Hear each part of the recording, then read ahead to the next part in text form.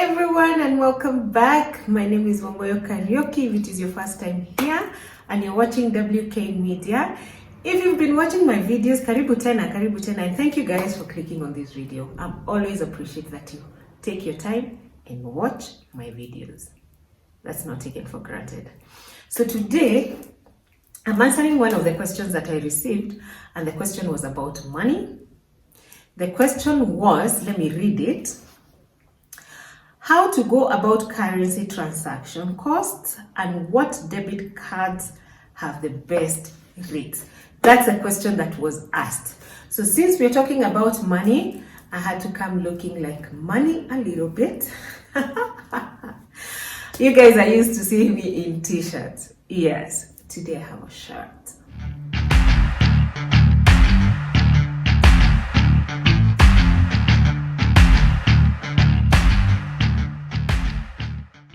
You know, this video is inspired by what we went through. There is a time I used to keep records of our daily transactions, even if we bought a sweet. I used to have this app where I entered all our expenses, and it gave me categories. So I would put accommodation, meals, accessories, miscellaneous, anything we spent on, bank transactions, ATM, and all that. And then one day, I just woke up and I was like, I want to see the picture. I think this was after a year of our travel. I want to see the picture of our expenses. How do they look like from a diagram? So it gives you analytics, it gives you a graph or a pie chart to see how you've been spending your money. And the bank transactions, I remember looking at it like this. Our bank transactions were like 40,000 Kenya shillings. That is crazy. It is crazy. We had to look down at where are we spending this money? How are we incurring these costs? Why are our bank transactions so high that they took half of our monthly expenses? And let me tell you, that was our turning point. So in this video, I want to share with you lessons from our travel, because that's what has inspired this video. So if you're looking to travel, if you're a first-time traveler and you're planning your trips and you had no idea about how to go about this is your video. If you're a traveler who has incurred huge costs on debit cards and credit cards when you're traveling, and you're looking at finding ways to save or solve that problem, this is your video. Stay with me until the end and you're going to have most of your questions answered in this video. I'll be answering this question, the part of the currency transactions. And then when it comes to the other part of the question, the debit cards or credit cards that have better rates, that will come in a separate video. So make sure to subscribe so that you're notified every time I put up a video. One thing that we all know as travelers is that up and above the costs that we incur when we are traveling, a huge chunk of our costs come from transaction fees on our debit cards or credit cards. And so I'm going to talk about 4 areas to try and address this issue on transaction fees and where they come from and how we can save on them.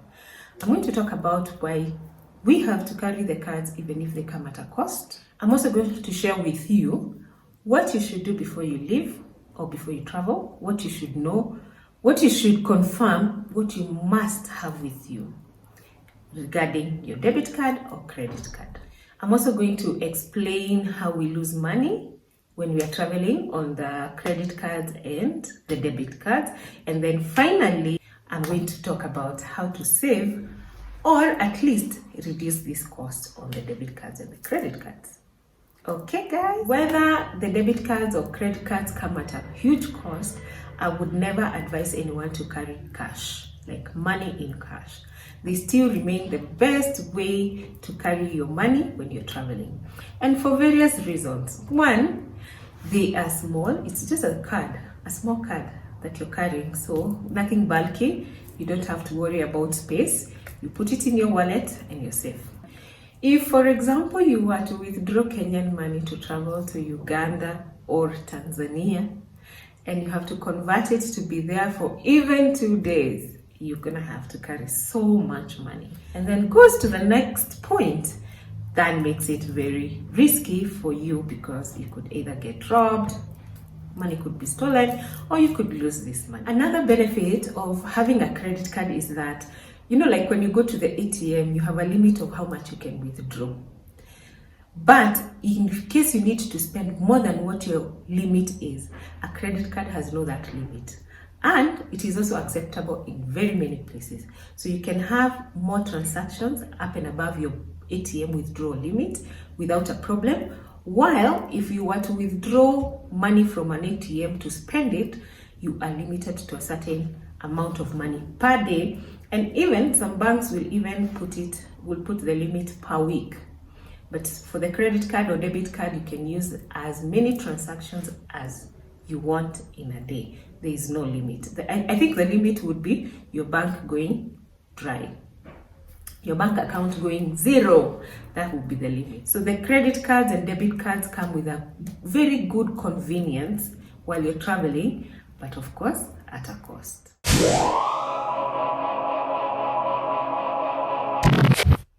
Before we even go to how we lose money on the card and how to save that money, I want to share with you things that you must do, you must know, you must take care of before you leave your country to travel with your debit card or credit card. The first one is to understand the card that you hold in your bank and what transaction fees they have.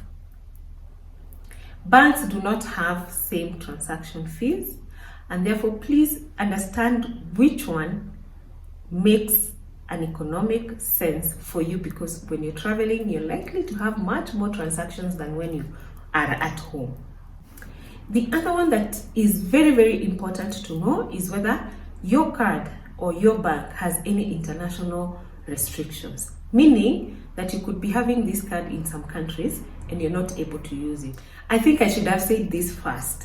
It is extremely important to let your bank know that you're traveling and where you're traveling. It makes your life much easier and more safe. You don't want your card flagged when you're out there as fraud or stolen. Should the bank notice a transaction that is outside your normal transactions, outside the country is one way to flag your card. Probably too many transactions in a day because you're traveling. Another way to flag your card, because these are not the things that you normally do when you're back at home. Now, should that happen, you'll be stranded abroad without money. Something else that you can check with your bank is whether they have rewards for air tickets, restaurants, shopping in various shops and brands, and whether those rewards can be redeemed either in the countries where you're traveling or back at home. Because again, there's no point for you going for a card that offers these rewards but cannot be redeemable at any time. At your convenience, actually. Confirm where and how you can redeem them, because they make a saving for you. I would imagine in this day and age, all banks are using chip and PIN card. But in case your bank uses a chip and signature card, and let me explain this first. The chip and signature card means that you have a debit or credit card that has a chip on it, but when you swipe it, you have to sign against your expenses. You have to sign against what you have spent. The chip and PIN card is the one when you swipe, you only need to enter your PIN. And then you don't need to sign against that. So chip and signature cards are no longer being used in most countries and most places. So ensure that when you're traveling, if your bank is still using the chip and signature, request if you can get a chip and PIN, and if they're not able to give you that, consider moving your travel money to a bank that can give you a chip and PIN card. Now, the other item that I want you to make sure that you have confirmed and you have with you when you're traveling is your bank contact details. You could lose your card, you could have your card suspended because it was maybe flagged as fraud, or something could happen with your card. and then you need to contact your bank quickly and urgently. Carry your bank manager's email and telephone number if they're kind enough to give you. Customer care, have those separately. This information actually comes with your card and it's always at the back of your card. But when you lose your card, you lose it with that information. So make sure to keep it separately so that you have it with you all the time and easily accessible should you need. When it comes to losing a card, it is a matter of urgency because you could lose your card and lose your entire money in the bank.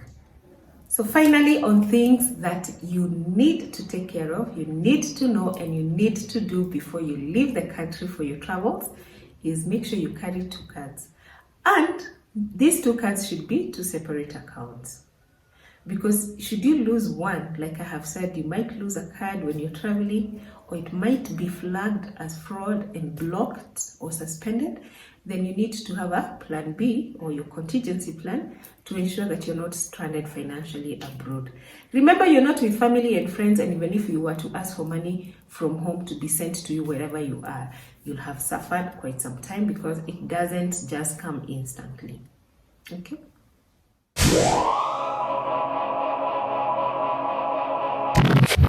So now, since we've prepared ourselves to leave, let's talk about how we lose money on our debit cards and credit cards. Like I have told you, a huge chunk of our expenses comes from these transactions on these cards. The first one, of course, is the forex exchange loss. And some people are lucky to have a gain.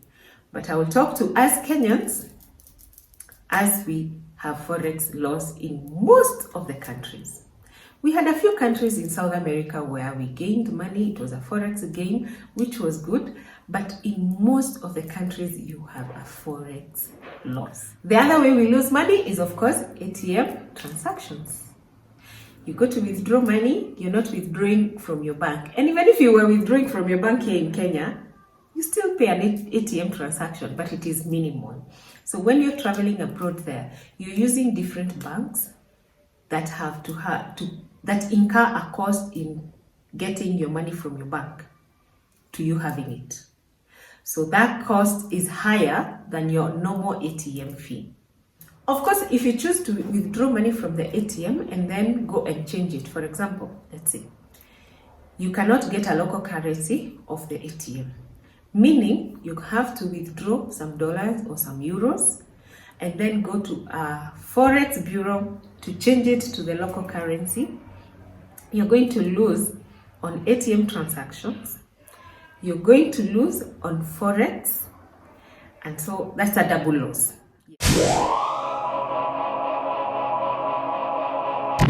And now let's go and let's save ourselves some money. When this question came, I felt like I must answer because I know what it is like to look at your bank account and see so much money just gone into transaction fee. So let's talk about how you can save on this transaction or how you can reduce them. You may not be able to get them off your expenses completely, but at least you can reduce them. And this is what we did to ensure that we have reduced them, and we were able to reduce them drastically. The first one that I'm going to give you, I don't think it's available here, but in case you're with one of those international banks that may be able to give you this, no foreign transaction card. Meaning, when you swipe this card abroad, when you use it to pay, when you use it to purchase things, then there's no transaction fee charged on it. Most of the cards charge about 3% as a transaction fee, which is charged to your account. So if you can be able to get a no foreign transaction card for your travels, the other one that is, if possible, avoid it. Avoid a card that has ATM transactions. But that may not be possible for everyone. Some people may be lucky, but not possible for everyone. So what I can advise you is avoid many ATM withdrawals.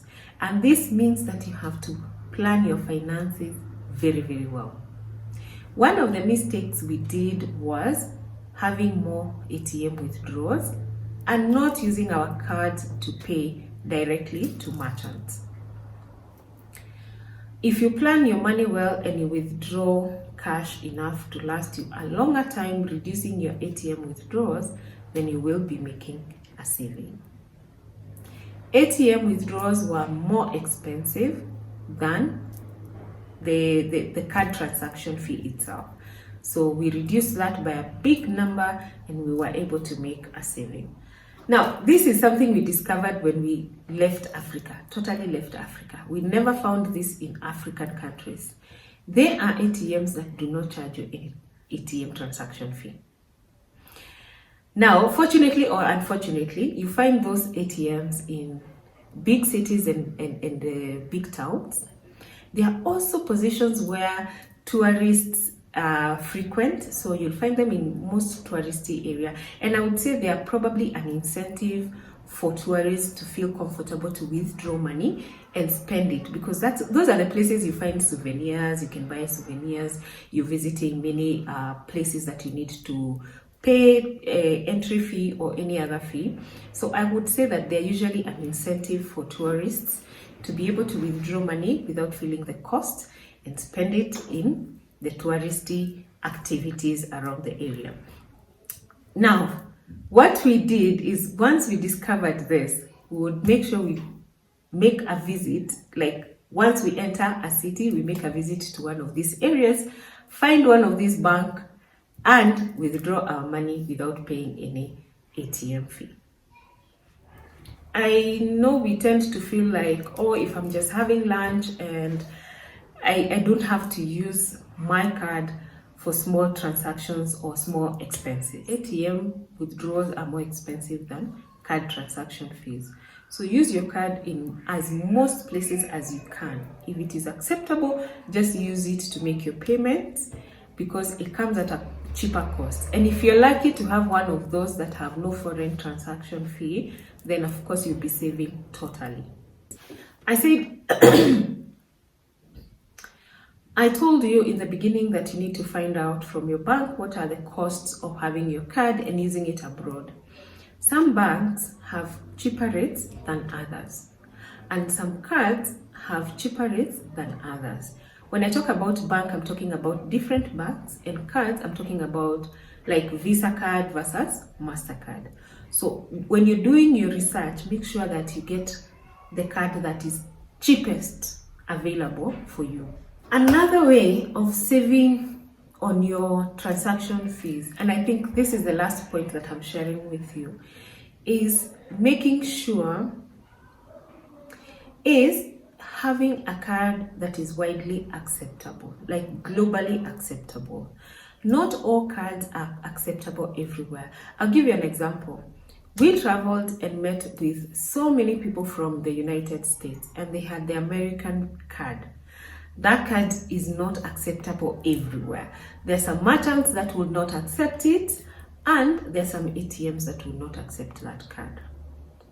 So ensure that you travel with a card that is widely or globally acceptable in as many merchants as possible, because this is going to reduce your ATM transactions.